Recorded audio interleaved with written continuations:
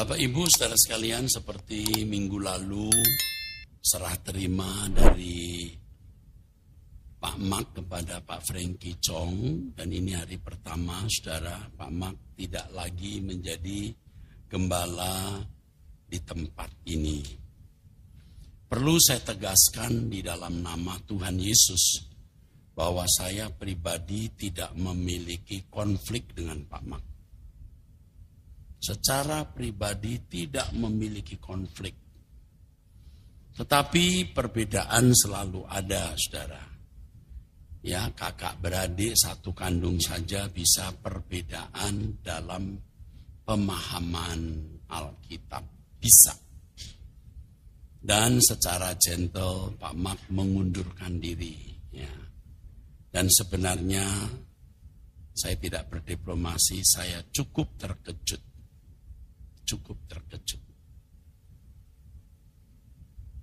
Sebab gereja ini memang saya yang merintis. Gonta ganti gembala. Mungkin sudah 3 kali atau 4 kali gonta ganti ya Pak. Lalu Pak Mak ini paling akhir pada waktu kita keluar dari Gereja Bethel Indonesia. Lalu menjadi sinode sendiri, itu Pak Mak masih bersama-sama. Sebelum COVID, ketika menjelang COVID sedang ya ada di puncak ya, atau sedang merambat ke puncak. Yang tadinya saya gembala, saya bubarkan ministry. Dulu terkait dalam Rehobot ministry namanya. Lalu saya bubarkan. Saya serahkan kepada orang-orang yang saya percaya bisa menjadi gembala, saudara. Jadi menjadi mandiri, keuangan, aset menjadi mandiri. Seperti misalnya Rehobot Bekasi yang digembalakan waktu itu oleh Pak Riko. Pak Riko saya tarik ke pusat, Pak Yudika menggantikan Pak Riko. Itu semua aset gedung, ada sekolah, ada 2 gedung, 1 gedung atas nama saya, ya. Itu semua saya serahkan, saya berikan, ya, termasuk ya alat musik dan lain-lain, saudara, mandiri total, ya. Sekarang Pak Yudika sudah keluar dari GSKI masuk GBI, jadi kembali ke GBI. Buat saya tidak masalah. Membawa semua aset yang diantaranya dulu sebagian juga atas nama saya. Tidak apa-apa karena semua milik Tuhan, saudara ya. Kebun jeruk, Perdatam, yang Perdatam itu juga atas nama saya karena tanahnya sebagian dulu saya yang beli. Itu pun saya serahkan. Saya serahkan ya karena saya sudah tua, mungkin juga tidak lama akan dipanggil Tuhan. Apalagi pada waktu COVID, saya masih ingat waktu Pak Mak saya minta pertimbangan untuk kita mandiri. Pak Mak berkata, jangan Pak, Bapak ini gembalanya, belum waktunya. Ya, ini yang saya ingat dan saya pasti tidak mengarang cerita. Saya katakan Pak Mak, ini saya kira sudah saatnya. Justru pada waktu COVID masing-masing tidak membutuhkan saya hadir. Mereka bisa melalui live streaming. Sementara live streaming membangun atau membuat staf masing-masing. Jadi kalau sekarang ini, saudara, masing-masing itu tidak ada nama saya, saudara. Kalau saya mau mengklaim gereja ini, saya tidak bisa karena gereja ini sudah saya atasnamakan Pak Mak. Ya, tapi dengan serah terima kami sudah urus untuk atas nama yang lain. Karena gereja selalu membutuhkan ini, saudara, legalitas. Gereja itu tidak bisa memberkati orang menikah atau mengubur orang meninggal. Harus ada legalitas. Jadi di seluruh cabang itu, termasuk Kelapa Gading, itu atas nama Pak Kyong Kyong, gembalanya. Kalau saya mau ambil alih nggak bisa, secara hukum itu milik Pak Kyong. Jadi waktu saya bubarkan, saya semandirikan, itu bukan basa-basi, benar-benar nama saya hilang. Jadi kalau saya ambisi mau jadi orang, memiliki gereja, saya tidak akan mandirikan, saudara, semua atas nama saya. Tapi dengan memandirikan itu jadi atas nama masing-masing gembala. Jadi Pak Mark sudah serahkan ke sinode, sekarang ini di bawah sinode. Kebun Jeruk juga atas nama Pak Timotius Tan. Jadi saya tidak punya nama sebenarnya. Nama saya hanya sebagai gembala sinode atau ketua sinode. Saya juga tidak pernah tanya berapa saldo uang. Sama sekali. Saya boleh cerita ya, saya pernah dikirimi uang 10 juta dari GSKI ini. Lalu saya berkata kepada Pak Kyong, tolong dikembalikan. Karena dari tempat lain pun juga saya tidak terima. Karena oleh berkat Tuhan saya sudah cukup, saya ada dividen, lalu saya sudah cukup lah. Ya, ada penghasilan, walaupun tidak banyak. Istri saya masih punya usaha, punya ya pabrik kecil, tapi cukuplah untuk hidup.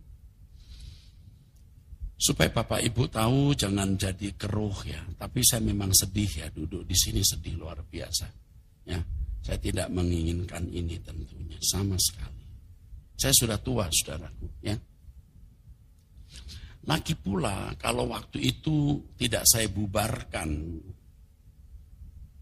ministry, itu tidak jelas siapa pemiliknya kalau saya meninggal.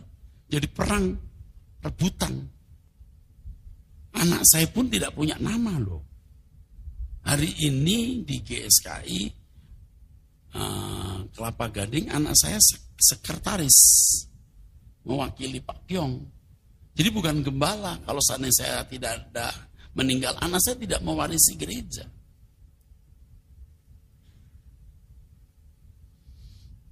Mungkin banyak orang tidak tahu, lalu bisa mendengar sumbang cerita-cerita yang macam-macam. Saya sedih kalau mendengar macam-macam. Saya tidak mengatakan itu, lalu katanya saya mengatakan itu. Hanya Tuhan yang bisa menolong saya. Tentu untuk orang sudah seumur saya dan memiliki track record begini, karya begini, pasti tidak ngomong sembarangan. Pasti tidak. Pasti tidak. Mencela orang atau apa, pasti tidak. Ngurusi orang, pasti tidak. Saya tidak pernah memperkarakan uang dari masing-masing cabang itu. Sama sekali. Pada waktu pemisahan itu, saudara, yang menjadi saksi Ibu Esther Natasa Putra, Pak Kyong, Pak Agustinus, Pak Franky juga saya kira. Jadi ketika mandiri, saya berkata, jika kalian tidak kuat keuangannya, kami masih topang dari Kelapa Gading, karena Kelapa Gading jumlahnya paling banyak jemaat. Bisa topang yang lemah, apakah Bekasi, apakah Gajah Mada, Perdatam, Rehobot, Gajah Mada. Itu pun sampai hari ini masih kita topang. Sewanya itu masih kita topang karena GSKI Gajah Mada itu tidak mencukupi. Di situ banyak encim-encim atau keluarga-keluarga yang kurang mampu. Sewanya kita masih bantu, saudara. Jadi kita tidak tanya berapa saldomu. Jadi selama masih lemah, kita dikasih tahu, lalu kita masih bantu sampai bisa mandiri. Yang pertama mandiri tidak dibantu itu Pluit. Ini gereja paling kuat keuangannya. Jadi sejak pemisahan sudah tidak memberikan laporan keuangan sama sekali. Tetapi kalau Bekasi, Perdatam, semua masih memberi. Karena masih butuh. Ya saya tidak bisa membantu kalau saya tidak tahu keuangannya. Jadi satu-satunya yang tidak melaporkan itu GSKI Pluit. Karena memang tidak perlu melaporkan. Karena tidak perlu dibantu. Karena keuangannya waktu itu ya cukup kuat. Tapi yang lain kita masih bantu. Sampai akhirnya mandiri. Sekarang Kebun Jeruk mandiri. Mandiri, tapi setiap bulan masih bantu STTE dan Sinode. Mereka bantu tiap bulan 200 juta. Saya malah berkata, kalian kok bantunya banyak sih. Kalau sulit jangan ya. Enggak Pak, cukup. Loh, bukan lebih banyak lagi bisa enggak? Enggak. Saya berkata, kalian sendiri cukup enggak? Jangan banyak begini. Dia laporan ke saya, Pak, bulan ini kami bantu 200 juta. Besok lagi 200 juta. Ya Pak Jones biasanya. Saya bilang, Pak Timotius Tan, ya Pak Jones, kalau you sulit jangan banyak begini. Kan Kebun Jeruk tidak terlalu besar juga, gitu saudara-saudara. Kalau Perdata masih kita dukung, KSKI Gajah Mada masih kita dukung. Saya bicara ini pasti Pak Apau, Daniel Apau ya, pasti tahu. Jadi bukan saya karang-karang. Ini gereja kita yang terakhir, saudara. Ya, jadi kita harus tetap mencari Tuhan. Apakah perlu saya cerita ini? Ya, perlu supaya saudara ikut sepenanggungan dengan kami ya. Karena gereja kita ini tidak punya proyek saudara. Bangun ini, bangun itu, enggak. Proyek kita hanya membangun sekolah. Membantu anak-anak tidak bisa sekolah. Bangun sekolah-sekolah di daerah. Tahun ini saja kita bangun 4 sekolah. Sekolah semacam SMA 2. Kalau digabung dengan Ekumenik Kristen High School 5 SMU kita bangun. 3 SMU kita bangun. PAUD, TK kita bangun. Itu uangnya dari mana? Ya dari kolekte saudara. Bukan untuk saya, saudara. Saya pun juga mendukung. Saya sendiri punya uang juga mendukung. Jadi kalau Pak Mak tidak menjadi gembala di sini karena beliau secara gentle mengundurkan diri karena ketidaksepahaman pandangan, ya bisa begitu ya. Lalu ya kita harus sangat berterima kasih kepada Pak Mak yang telah memberikan dedikasinya ya untuk gereja ini. Ya. Saya dengan beliau juga sudah 20 tahun saya kira ya. Sejak Rehoboth berdiri ya, sudah 20 tahun ya. Tentu kemunduran Pak Mak juga diikuti beberapa yang lainnya. Tentu itu di mana-mana selalu ada itu. Ya. Tetapi itu tidak menjadi masalah karena orang memilih. Hanya kalau saya boleh bicara, saya tidak ada konflik pribadi. Jadi pertikaian pribadi itu tidak ada. Saya orang tua, saya bapak rohani. Saya nggak konflik, ya saudara-saudara. Puji Tuhan, saudara hadir juga masih banyak. Ya, ini seperti biasa ya. Tapi saya lihat wajah-wajah baru ini, mungkin karena mendengar saya khotbah di sini mau mendukung, memberi dukungan moral. Makasih ya. Saya minta Bapak Ibu tetap berbakti dalam suasana damai sejahtera. Sekali lagi tidak ada konflik ya. Kalau ada orang di sana sini goreng, ya nggak usah didengar lah.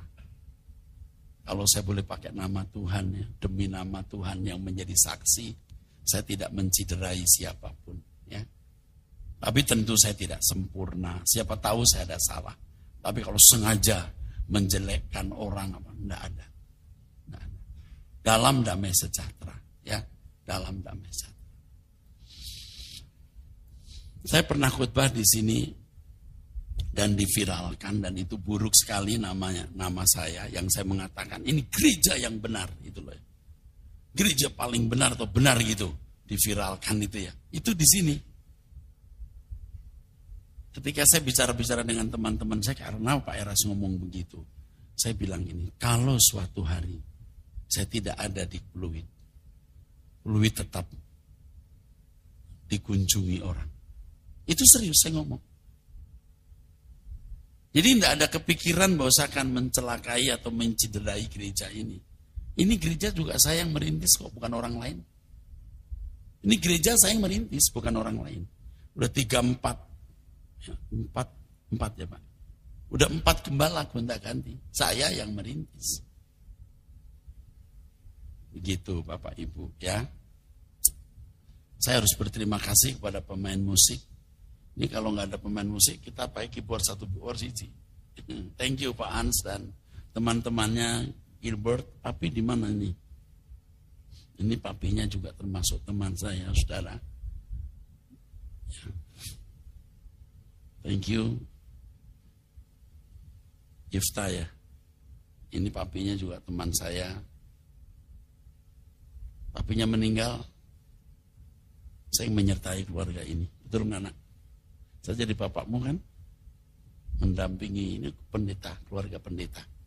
Bapaknya meninggal. Gak apa-apa saya ngomongnya nak. Tapi bagian yang diberikan untuk pendeta tidak pernah saya kurangi. Seakan-akan masih hidup. Ngerti maksudnya? Waktu menjadi pendeta dia punya fasilitas. Papanya. Sudah meninggal, saya tidak cabut fasilitasnya. Supaya Bapak Ibu tahu betapa hati kita itu bukan hati pedagang. Ini ada anaknya di sini. Dan saya masih nanya-nanya. Kau baik-baik nak. Kuliahmu nak. Kuliah adikmu nak. Betul nggak nak?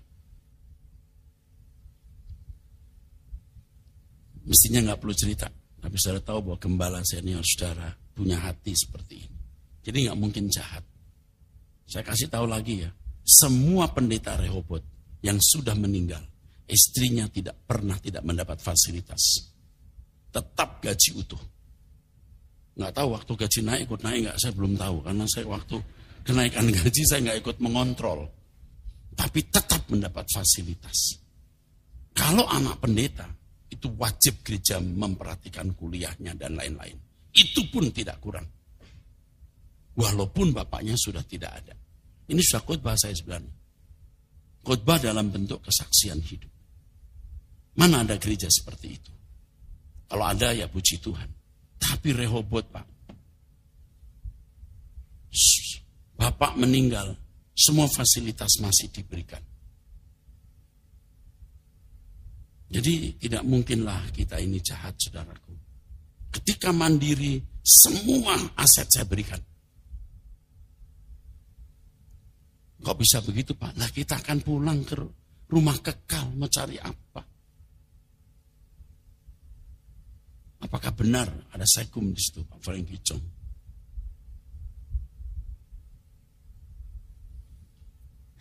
Kalau ada GSKI yang mengundurkan diri di daerah misalnya, tanahnya kita yang membelikan, kita nggak nuntut, kembalikan, enggak ya Pak, ambil, yang penting kau masih di dalam Tuhan, kecuali kau berubah jadi rumah ibadah lain, jadi persoalan. Tapi kalau masih jadi gereja, yuk ambil. Lalu kita itu menyumbang di daerah ya.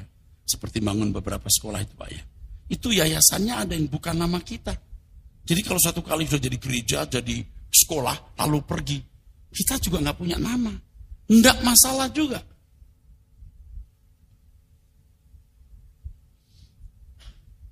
Karena semua juga untuk Tuhan, saudara. Ini tidak dirancang ya, bicara ini tidak dirancang. Tuhan menjadi saksi dan bukan mau mencari pujian karena faktanya demikian. Ya. Jadi saya berterima kasih kepada pemain musik. Yefta pasti nggak ninggalin Papi Eras kan? Ya, pasti karena saya papimu ya. Makasih ya. Halo. Aduh. Ute, thank you semuanya ya. Aduh. Saya baru ketemu bapakmu Pak Adi ya. Kemarin pelukan ya. Papimu kan? Ya udah. Jadi puji Tuhan masih ada di sini. Ya saya takut juga kehilangan Hans. Ini pemusiknya bagus ya saudara. Saya sudah sampaikan jangan dirubah. Semua staf jangan dirubah. Pemain musik jangan dirubah. Semua aturan, tatanan, policy jangan dirubah. Semua sama. Ya, enggak usah ditubah. kecuali worship leader, karena nggak ada worship leader ya. Jadi harus, masa Pak Effendi jadi worship leader, ya kan? Nanti nyanyi lagunya lain ya. Nah, jadi worship leader ya nanti kita gonta-ganti ya. Oke. Bapak Ibu, saudara-saudara sekalian, kita harus memandang hidup ini dari perspektif kekekalan. Dalam segala hal, karena kita makhluk kekal. Dan ini tidak mudah, saudara, karena kita dibesarkan dari kecil dengan perspektif kefanaan. Cara kita memandang hidup itu selalu dari perspektif kefanaan.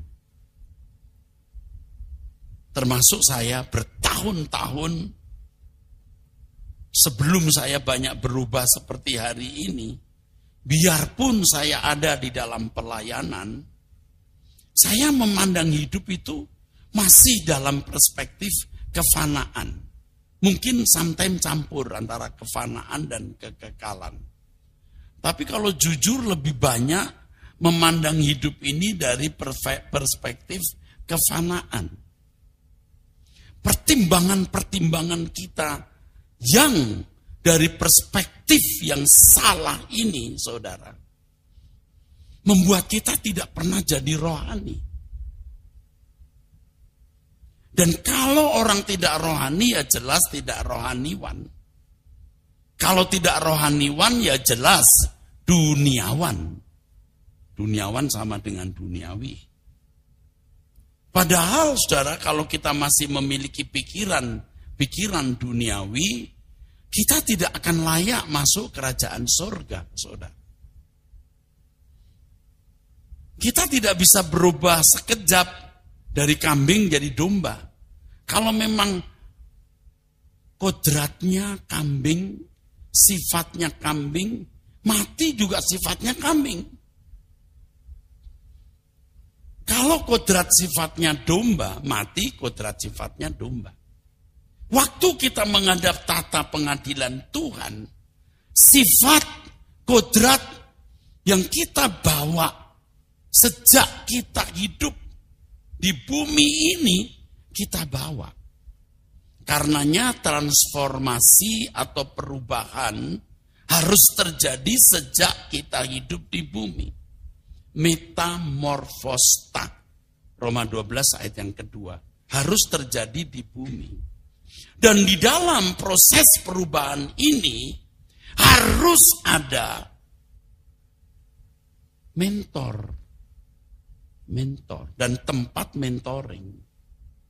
Bapak Ibu tahu siapa mentornya? Pendeta, aktivis. Dan tanpa saudara sadari, lagu yang saudara nyanyikan itu mengarah, mempengaruhi, mewarnai, menciptakan atmosfer di dalam jiwa saudara. Maka lagu-lagu kita harus kita desain begitu rupa sesuai dengan visi dan misi gereja kita. Gereja kita punya 3 pilar. Yang pertama kesucian. Yang kedua langit baru bumi baru. Yang ketiga kerja keras, hidup bertanggung jawab. Memaksimalkan potensi. Memaksimalkan potensi untuk apa? 1, untuk orang tua. Dibesarkan itu untuk orang tua. 2, jangan jadi benalu, mandiri. 3, menolong keluarga besarmu, tante, keluarga besarmu, ponakan yang gak bisa sekolah. Kamu tanggung jawab, itu jemaatmu. 4, masyarakat sekitar kita. Driver, asisten rumah tangga, itu tanggung jawab kita. Kalau Bapak Ibu punya perusahaan, ya ada perusahaan, banyak orang-orang di bawah naungan kita, saudara. Tentu istri saya karena punya 2 tempat usaha ya, karyawannya banyak. Nah hidup untuk mereka. Makanya kalau lebaran itu bisa 100 lebih, apa bungkusan itu ya, entah apa sarung lah, apalah gitu. Rumah saya jadi penuh dengan barang-barang itu.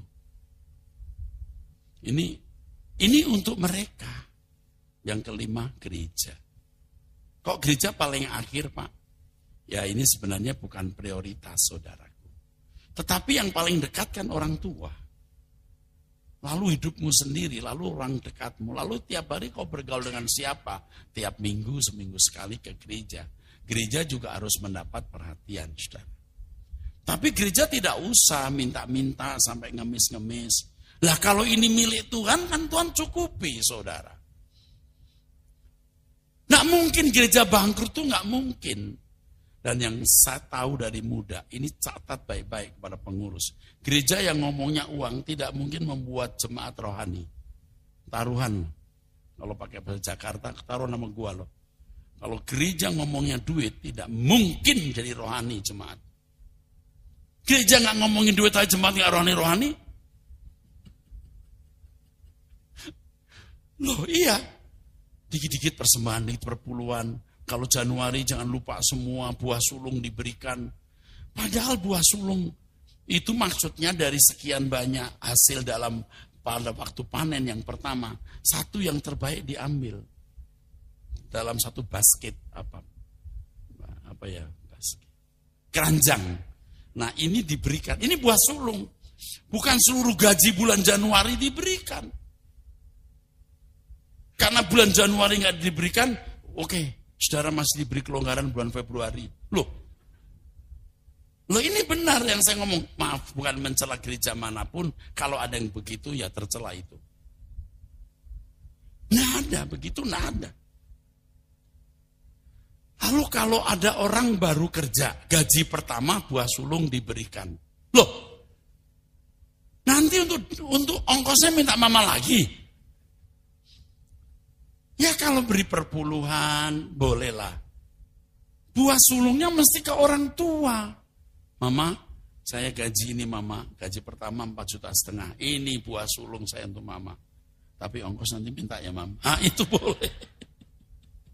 Jangan buah sulung 4,5 juta kasih gereja. Terus mam ongkos. Mamanya nanya, bukan lu udah gajian? Buah sulung. Sulang-sulung. Mama nggak jelas. Mama dagang bagi-bagi ongkos. Kamu mesti mandiri lah nak. Iya mandiri ini sekarang kan untuk Tuhan. Tuhan yang makan duit. Kamu lempar begitu ke atas. Iya enggak lah mam gereja. Yakin tuh gereja dipakai untuk Tuhan. Nah orang tua kan berpikirnya sering logik. Maka saudara, saya memiliki prinsip itu, 5 ini. Ya. Seiring prinsip ini, saudaraku, orang Kristen juga punya prinsip. 1, kudus. 2, sehat. Ya kan? 3, cerdas. 4, banyak duit. 5, berani mati. Ini prinsip yang bagus. Ingat apa? Suci, sehat, cerdas. Nah ini mesti kenceng nih ya. Kalau duit kenceng. Banyak duit. Terus berani mati. Berani mati itu gini loh saudara. Pokoknya kalau untuk Tuhan kita nggak takut. Apapun yang terjadi. Amin. Begitu. Nah. Saudaraku sekalian.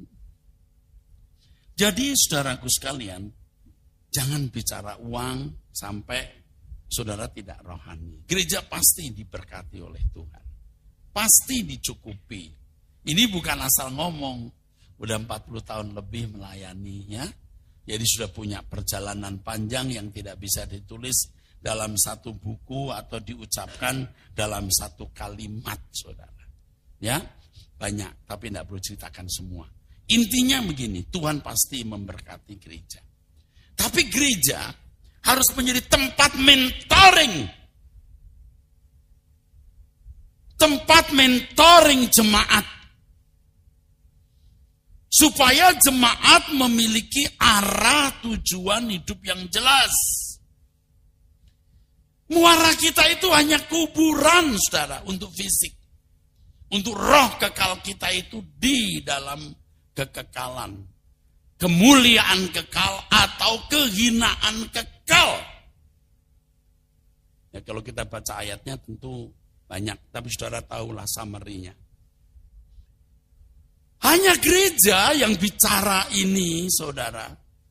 Di luar sana kan iklannya beda. Tinggal di rumah ini ada klaster baru, ini gedung. Wah, ada rumah sakit loh, di sini ada rumah sakit, di sini ada mallnya, ada trek untuk lari pagi. Ya gitu kan, saudara. Itu di sana, saudara. Tapi kalau di sini, kita menawarkan kekekalan. Kalau kita di mall seringkali kan banyak orang SPG ya, atau ya SPG marketing yang menawarkan kita rumahannya, apartemennya, sampai disodor-sodorin gitu kan. Akhirnya kita ya mau tidak mau nggak enak hati, puhoise ya udah kita ambil. Tapi saya paling takut berhenti di situ, karena banyak sales itu pinter banget, mendesak sampai kita nggak bisa berdiri lagi. Berdiri salah, duduk kita nggak beli, kan repot saudara. Ya, pinter-pinter tuh sales ya. Jadi saya paling makasih. Untung saya nggak bilang gini, saya punya rumah di Langit Baru Bumi Baru. Aduh, di mana-mana. Pernah di luar kota saya ditawarkan kan, begitu mendesaknya. Sampai saya bilang ini, saya di Jakarta tinggal, nggak apa-apa Pak buat aset. Ya, aset saya di sana. Oke. Saya menawarkan langit baru, bumi baru. Itu bukan karena kita mau mengintimidasi saudara, supaya saudara tetap di gereja ini atau memberi uang. Enggak. Memang susah ya membuat orang punya perspektif atau sudut pandang kekekalan, itu susah loh. Tapi ada orang-orang yang menerima anugerah atau karunia bisa memiliki sudut pandang kekekalan. Sudah tahu siapa orang-orang itu? Orang-orang yang banyak penderitaan. Itu kansnya besar. Orang yang banyak mengalami tragisnya hidup. Itu kansnya besar. Lalu dia melihat orang lain yang mengalami tragisnya hidup. 1, 2. Ketika orang menghayati kerajaan surga dalam kognitif atau nalarnya, logis, ya kebenaran itu memperbarui pikiran sehingga berpikir logis. Manusia makhluk kekal akan mati. Tuhan menyediakan kerajaannya, harus memiliki bangunan berpikir yang bagus. Jadi tragisnya hidup dihayati kebenaran. 3. Perjumpaan dengan Tuhan. Ini kuat sekali saudara. Perjumpaan dengan Tuhan. Sehingga bisa merasakan kehadiran Tuhan itu. Tuhan bukan dongeng, Allah itu hidup dan nyata. Dan mestinya bisa dialami. Pengalaman perjumpaan dengan Tuhan saudaraku. Membuat orang mengerti apa artinya sukacita damai sejahtera di dalam Tuhan. Jadi jangan menjual damai sejahtera palsu ya. Kan ada lagu-lagu damai yang dia berikan sangat besar. Nah kalau pendetanya sendiri masih mikir duit, cari uang dalam pelayanan, bohong. Tidak ada yang bisa ditularkan atau tidak ada yang bisa diimpartasikan. Ini membutuhkan waktu panjang. Ya saudara. Untuk detok. Karena kita sudah biasa mengkonsumsi, mengasup kesenangan dunia. Dan edik. Edik dengan banyak hal. Edik. Sekarang didetok. Melalui perjumpaan dengan Tuhan, saudara. Ini dibutuhkan ketekunan, saudara. Doa 10 menit itu susah loh, saudara. Apalagi 30 menit. Tapi kalau saudara sudah menikmati perjumpaan dengan Tuhan, 30 menit itu sangat singkat. Saudara harus mengalami Dan saya menghimbau saudara untuk memiliki perjumpaan dengan Tuhan ini. Dari dulu saya mengatakan, ini sulit kalau saudara sudah melangkah, membiasakan diri, sampai saudara menjadi edik. Edik. Sampai saudara tidak bisa meninggalkan jam doa. Sehingga saudara mengalami detok. Selera jiwamu, interest atau perhatianmu kepada dunia mulai pudar, saudara. Ya, mulai pudar. Sebenarnya penderitaan itu juga detok, saudara. Ya. Penderitaan itu juga detok yang luar biasa, saudara. Jadi kalau orang sombong lalu dia ditekan dengan masalah, diinjak-injak, itu detok. Walaupun tidak alami, ya artinya kalau nanti dia tidak diinjak-injak orang bisa sombong lagi. Tapi dengan keadaan diinjak-injak orang ini, itu racun kesombongannya bisa ditawarkan. Nah, oke, saya teruskan. Jadi lewat kehidupan tragis kita bisa menghayati kekekalan. Kenapa orang kaya sukar masuk surga? Bukan karena kekayaan itu, tetapi fasilitas kenyamanan yang dia nikmati membuat dia tidak merasa membutuhkan dunia lain. Jadi orang kaya sukar masuk surga. Sukar bukan berarti tidak bisa. Dia harus berjuang, saudara. Di antara saudara juga banyak orang kaya, bukan dibenci gereja. Tetapi harus diberitahu bahwa penanggulangan sifat karakter manusia batinnya saudara itu sulit dibanding orang yang dari kecil dalam penderitaan. Tetapi orang yang dari kecil dalam penderitaan tragis tidak mendapatkan firman itu juga jadi rusak. Gambar diri rusak, jadi gampang curiga, gampang marah dan macam-macam, saudara. Goresan masa lalu merusak. Tapi karena firman, goresan masa lalu bisa menjadi hal yang baik. Tepuk tangan. Kalau seorang pelayan Tuhan memiliki tragis hidup, saudara, dia akan memiliki empati yang tinggi kepada orang. Jadi menghayati tragisnya hidup, ya, membangun kebenaran lewat firman, ya.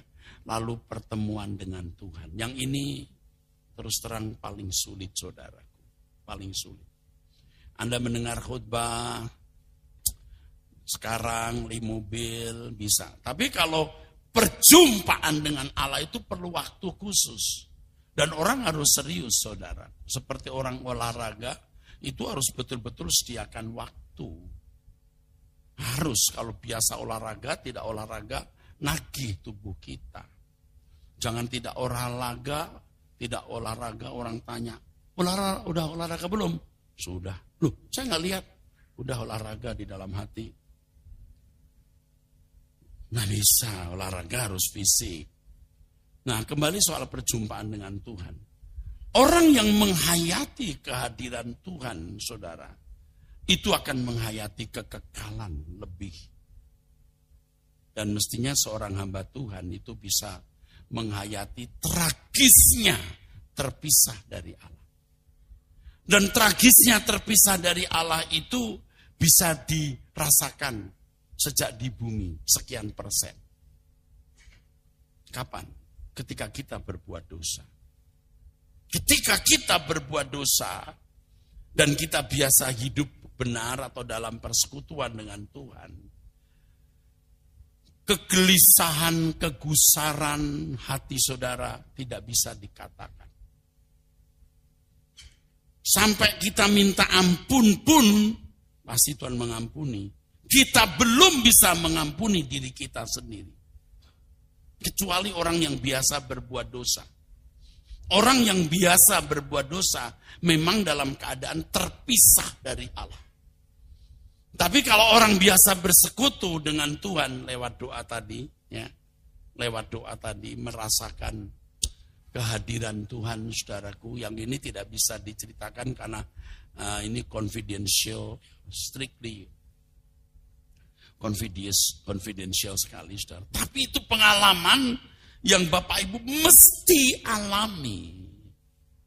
Nggak tahu, saya mau ngomong pakai bahasa apa lagi kepada saudara. Kalau saudara tidak melakukannya, saudara tidak pernah menjadi rohani. Perjumpaan dengan Tuhan membuat saudara memiliki kepekaan, kecerdasan rohani atau spiritual quotient. Yang saudara bisa membedakan hamba Tuhan yang benar dan tidak. Bahkan ketika saudara mendengar satu berita, saudara punya nurani bicara, tidak benar ini. Ini enggak begitu. Saudara ketika melihat seseorang, saudara juga bisa membaca, orang ini berbahaya, ini licik. Perjumpaan dengan Tuhan, saudara membuat saudara bisa menikmati damai sejahtera Allah. Bukan fantasi, saudara. Bukan fantasi. Ini yang saya dorong, saudara. Bapak Ibu harus. Nah, mungkin dimulai dari setiap pagi jam 4:30 saudara bangun, atau jam 5:45. Jam 5 saya berdoa, sudah pimpin doa. Kecuali saya keluar negeri, saya sedang dalam pesawat terbang, saya tidak bisa mendampingi. Tapi setiap hari, batuk-batuk suara tidak keluar pun saya tetap pimpin doa. Sampai saya suruh orang datang ke rumah, kamu yang nyanyi nanti nak. Pak, apa enggak ada orang lain? Sementara harus saya, karena saya harus membagikan spirit gairah doa ini kepada orang. Jemaat, lalu para hamba-hamba Tuhan. Bangunlah dan doa pagi. Kalau berkata vulgar ya, kalau boleh. Saya garansi saudara berubah. Saudara berdoa setiap hari, saya garansi saudara berubah. Karena kesaksian banyak orang begitu. Saudara bangun pagi berdoa, saya garansi Anda berubah. Tidak bisa tidak berubah. Ada yang berkata, Pak, saya bangun pagi sulit, Pak. Saya baru bicara dengan orang, tadi jemaat, dia kirim foto lagi tergeletak di rumah sakit. Kirim foto tergeletak, saya telepon di jalan. Halo? Ada apa? Pak, saya sakit, Pak, ini, oke. Saya jadi nggak ikut doa atau ikut doa terlambatan ya. Saya, Pak, punya kayak ada waker, dia bilang waker bukan baker, waker gitu. Bahasanya waker, oh gitu ya. Saya itu bangun sekarang kalau jam 4:30 saya sudah bangun. Nggak ada yang membangunkan saya bangun. Saya selalu ikut doa. Ya dulu tidak begitu, dibiasakan saudara. Bisa.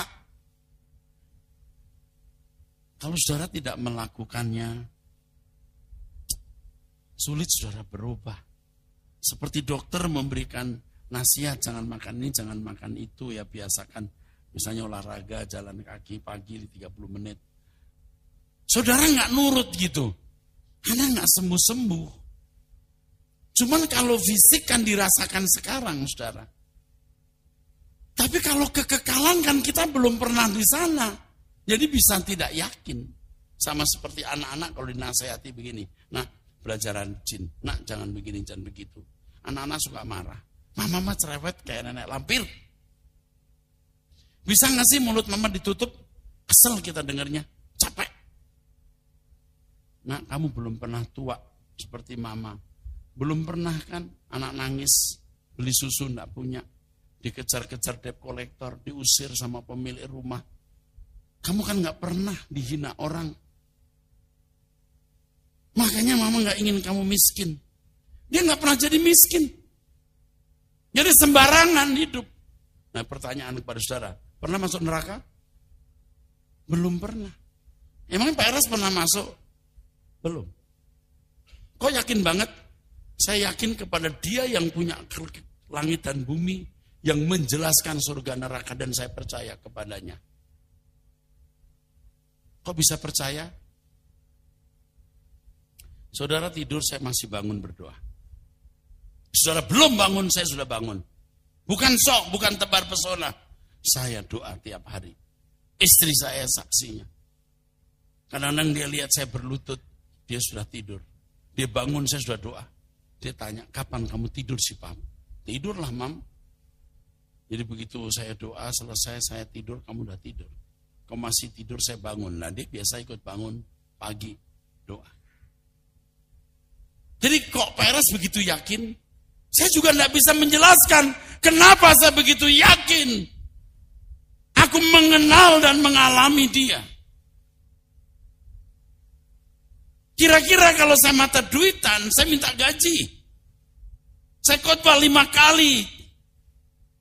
Saya udah minta gaji, bro. Dan gereja ini bukan milik saya, entah Kelapa Gading, entah Kebon Jeruk, yang saya khotbah tiap hari. Kalau saya meninggal, tidak ada nama saya di situ, anak saya juga tidak ada. Lalu gembalanya, kalau mata duitan itu uang diambil dia, otonomi. Tapi saya tahu orang-orang ini baik-baik. Siapa sih pendeta yang mau melepaskan gerejanya begitu rupa digembalakan orang, lalu uang dia ambil? Anda tahu nggak, sebelum saya lepaskan, saya bilang kepada gembalanya, miliki bendahara. Tetapi dari kolektor yang masuk, potong sekian persen untuk hidupmu. Dan orang nggak boleh tahu jumlahnya. Kamu potong sekian persen untuk kamu dan untuk pendeta-pendeta yang full timer. Kamu gaji dari uang ini. Dan nggak boleh orang tahu. Entah 30%, entah 20%, entah 40%, kamu ambil. Dan itu hak kamu. Mengerti nggak? Seperti keluarga saya sendiri, seperti anak-anak saya sendiri, saudara. Setelah itu saya lepas tangan. Kenapa sih bisa begitu? Saya mengenal Tuhan yang saya sembah. Lagu-lagu saya menunjukkan bahwa saya serius untuk pulang ke rumah Bapak. Karena rusaknya dunia ini, saudara, rusak. Sehingga orang benar pun tidak dipercayai. Orang baik pun tidak dikenali. Tapi tidak perlu kita dikenali sebagai orang baik atau orang yang lebih baik atau lebih benar. Tidak perlu. Kita semua juga orang rusak yang masih terus berproses. Tetapi Bapak Ibu harus mau berubah. Kalau tidak mau berdoa tiap hari, Anda nggak pernah rohani, Pak. Orang rohani itu 2 cirinya. Hidupnya suci, 2 tidak terikat oleh dunia. Semua kita harus mencapai itu. Semua kita, termasuk saya, saudara. Cukup aja ya. Amin.